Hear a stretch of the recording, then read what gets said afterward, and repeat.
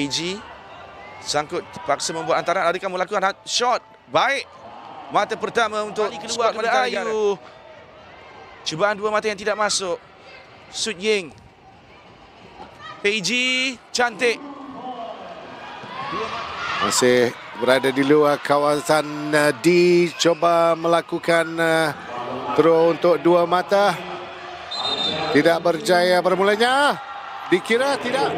Sinji Tan bukan gerakan. Pantas mencari Sweat Ying Fu. Berjaya. Pantas rentak permainan kedua-dua pasukan ini. Kini PG Tan. Layup.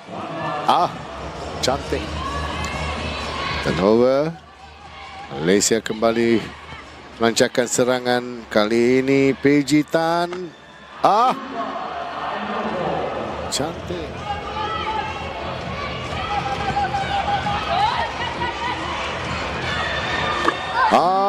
Satu lagi. 16-11. 5 mata di hadapan.